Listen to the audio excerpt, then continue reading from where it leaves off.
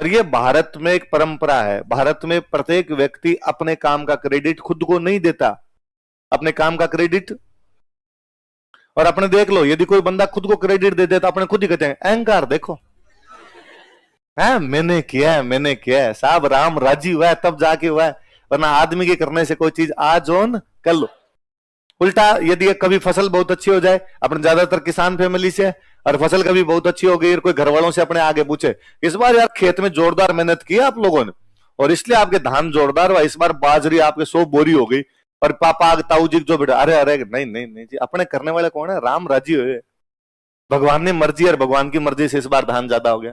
पापा यदि दुकान कर रखी है आपके और पापा की दुकान अच्छी चलने लगे, बिजनेस अच्छा चलने लगा, और कोई कहे कि साहब इस बार तो यूं बिजनेस शानदार चल रहा है, मैंने जोरदार ही कर रखी, नहीं भगवती कृपा है साहब, किसी कृपा है। आपका सिलेक्शन होगा, आपकी रैंक आई कि आपकी 3rd रैंक आ गई, और पत्रकार आपके पास में आया और पत्रकार ने आगे कहा आपकी आरएस में 3rd रैंक आई है, किसको सफलता का श्रेय देना चाहेंगे, और आप वापस थोड़ा गड़ा बड़ा ठीक करके आदमी वैसे बोलता है ना, मैं मेरी सफलता का श्रेय मेरे माता पिता तथा ईश्वर को देना चाहता। आप कभी नहीं कहते कि भाई साहब मैं खुद सफलता का श्रेय मुझे दो सारे के साथ, और वास्तविकता यही है। आप कहो मैं पढ़ा था सुबह 6 बजे उठ के, बरसात में, गर्मी में, सर्दी में मैं कोचिंग जाता था, वापस धूप के अंदर मैं आया करता था, मैं कोई 10-10 घंटे चेयर पे बैठा रहा हूं, पेपर के दिनों में मैंने कोई 30 पेपर सोल्व किए, मैंने कोई 50 टेस्ट सीरीज दिए, तब जाके मेरा सिलेक्शन हुआ। पर आप ये नहीं कहते, आप कहते हो कि इसका कौन है जिम्मेदार। पुराने अपने राजस्थान में या पुराने भारत में लगभग जितनी पेंटिंग्स मिली है, उन पेंटिंग में एक में भी पेंटर का नाम नहीं है। पेंटिंग है, बहुत अच्छी पेंटिंग है, लेकिन पेंटर का नाम नहीं है, उसने केवल वहां पे लिख रखा है ईश्वर की कृपा से। हुई किस पे कृपा, किताब लिखी हुई है, किताब में लिखा हुआ है मां सरस्वती की कृपा से मैं यह पुस्तक लिख रहा हूं, मैं कौन है इस बारे में कोई भी जानकारी, वो मैं हमेशा समझता हूं कि भारत कितना यूं भोला देश है, हम कितने भोले लोग हैं कि किसी आदमी से वैसे ही नॉर्मली पूछ लिया जाने का आपके 10 टाबर है,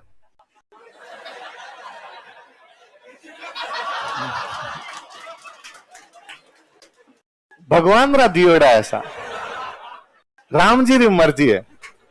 उसको कहा जाए कि बायोलॉजी नाम की भी चीज होती है, हमने तो कोई XY गुणसूत्रों के बारे में पढ़ा था, और ऐसा नहीं होता है, पर अपने उसके लिए भी जिम्मेदार हुए। तो भारत में तो जनसंख्या भी बढ़ रही, तो जिम्मेदार कौन है, भगवान ऊपर बेटा बेटा सोचता होगा कि यार ऐसे घनघोर इल्जाम कैसे लगा सकते हो तुम मेरे पे, पर अपने लगाते हैं भाई। तो लिखो,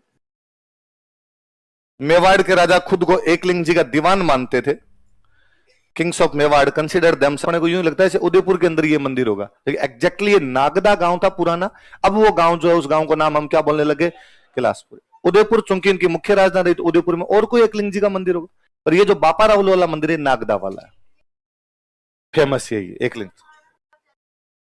अब ये इनका कहना है कि भाई यहाँ दिल्ली महाराणा प्रताप जाके पूजा करते थे, दिल्ली तो क्या क्या ही पॉसिबल हुआ होगा, हाँ मानते थे सारे। मैं कह रहा हूं तो महाराणा प्रताप का गीत और उसमें लाइन है, हल्दी घाटी रो समत लड़ो वो महाराणा प्रताप कटे वो एकलिंग दीवान कटे। तो मेवाड़ के जितने राजा हुए वो सारे ये मानते हैं हम राजा है ही नहीं, राजा यहाँ के कौन है, एकलिंग। और कौन इधर से कौन बोल रहा था आपस, पर्चियां नहीं देनी है, पर्चियां नहीं, देखो मैं बात बताऊं, मुझे पर्चियां पढ़ने में कोई दिक्कत नहीं, पर मुझे लगता है सिविल सर्विस की तैयारी करने वाला बच्चा यदि क्लास में खड़ा होकर बोल ही नहीं पाता, ये धूड़ है।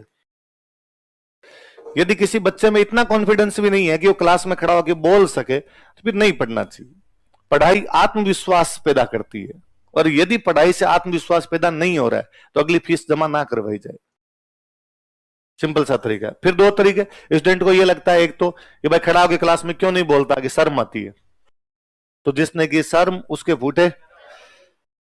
दूसरा यह है कि हाँ तुमने भेजी पर्ची, दूसरी बात पूछ रहे हो, पूछो तो खड़े हो, आत्मविश्वास हाथों हाथ आ गया, इतने रुक तू रुक, अभी कॉन्फिडेंस चेक करना है। हाँ बताओ, 2 डाउट,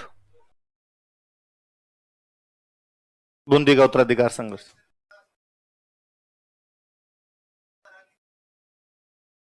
है हाँ कछुआ रानी का पुत्र भवानी सिंह था, पर उत्तराधिकार संघर्ष दलेल सिंह और उमेद सिंह में हुआ,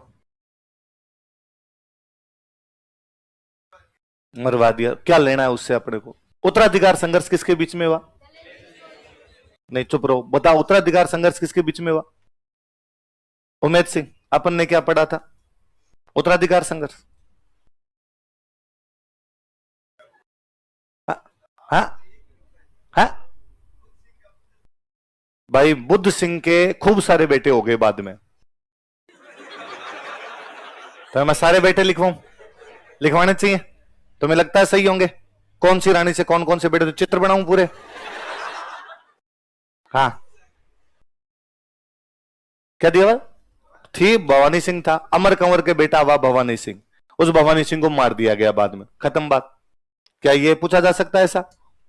अपने उत्तराधिकार संघर्ष पूछा जाएगा? उत्तराधिकार संघर्ष वही बात है। मैं बीच में एक तीसरा भवानी सिंह और अड़ाऊं, फिर तो अपने बूंदी उत्तराधिकार संघर्ष ही पढ़ते रहे, फिर आगे कैसे चल पाएंगे? और कोई किसी में कॉन्फिडेंस उत्पन्न अचानक हो गया। क्या बता रहा था हम बात? हाँ, तो ये पर्चियां कोई नहीं भेजेगा, आपको सवाल पूछना हो आप खड़ा होकर पूछ सकते हो।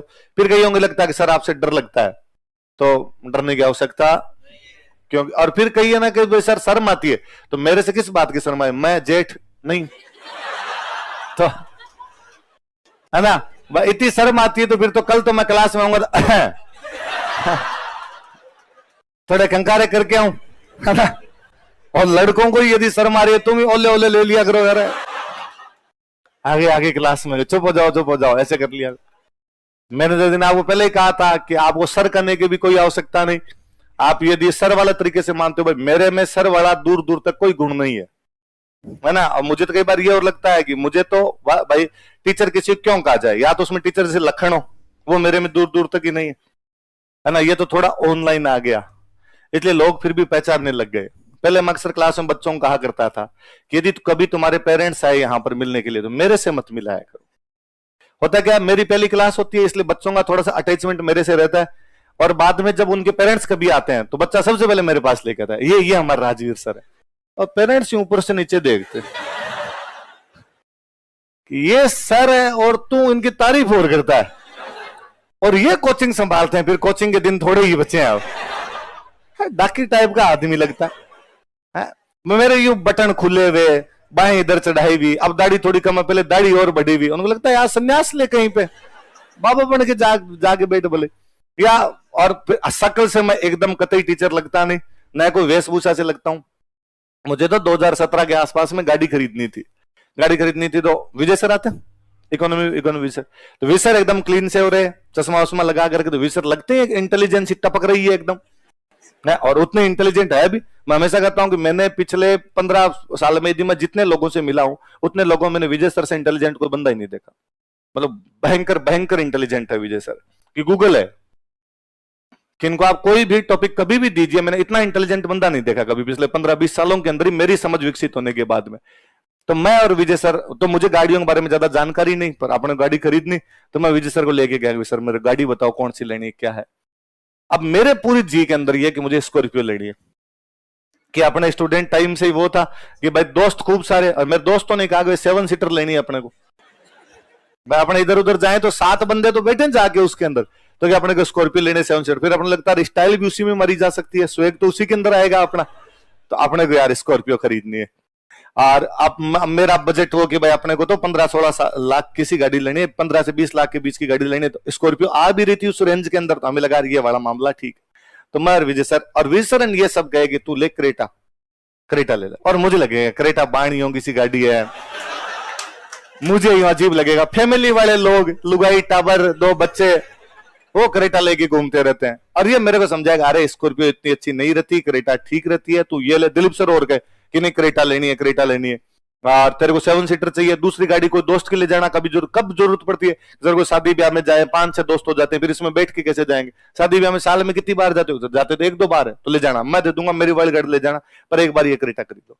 तो वहां वो हम देखने के लिए गए, विजय सर वहां मुझे समझाए कि देख एसयूवी और क्रेटा के अंदर बताया, एसयूवी खड़ी थी वहां पे, तो बताया देख एसयूवी में ये होता है, ये क्रेटा में ये मिल जाएगा, इसमें ये होता है, इसमें ये मिल जाएगा। मैं बार बार बीच में पूछूंगी स्कॉर्पियो भाई साहब क्या क्या होता है, अंदर का जीव तो नहीं माने ना। वो तो सेल्समैन खड़ा था, उस सेल्समैन ने विजय सर को कहा कि गाड़ी खरीदनी किसको है भैया, खरीदनी है आपको खरीदनी है, तो विसर ने कहा नहीं नहीं गाड़ी तो इनको लेनी है, मैं तो इनको फीचर्स वगैरह बता रहा तो लेने के। तो उसने कहा अरे यार तो इनको तो स्कॉर्पियो दिलावा, बजरी बजरी का काम है, कहीं पर जाना तो